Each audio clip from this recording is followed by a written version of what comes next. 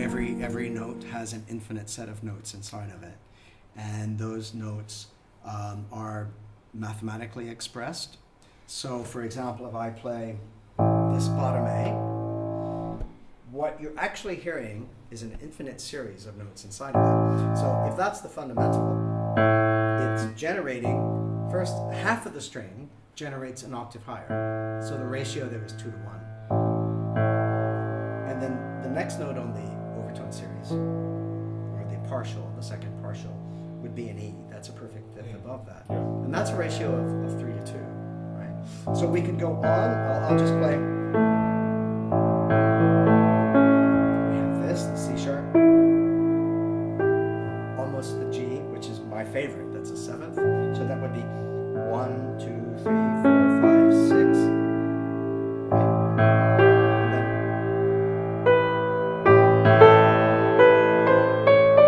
Right? And even though that represents about 7 or 8 overtones, and through our own musical development, we can train ourselves to hear these overtones, these partials. It's very important actually to be able to hear them.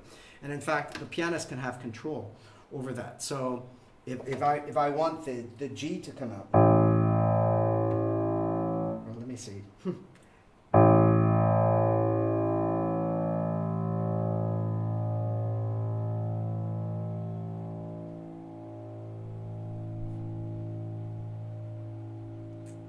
Trying to get that one to sound. This particular note, you hear the C sharp quite prominently. Can you hear that? This one. Hear that? Yeah. But you can also hear the G inside of it. It's ensconced inside that sound. So a sound is almost like a universe into itself. Every sound has infinite sounds inside of it. But what if you go past the 10th partial? You go to the 20th. What if you go to the 100th? What if you go to the 1000th? And in fact, it exists.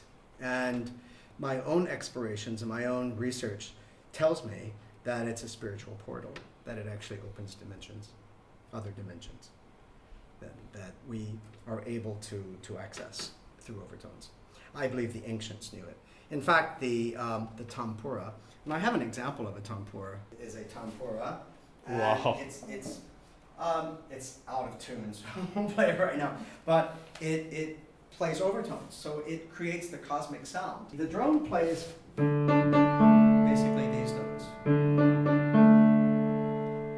and or tuned to any particular pitch, and that in turn generates overtones. And in Carnatic language, in Sanskrit, it creates the nod, or the cosmic sound. This is a very interesting thing, because in very ancient philosophy, particularly in Vedic philosophy and ancient Sanskrit, there are these notions of Anahata, which is the sound which is unstruck.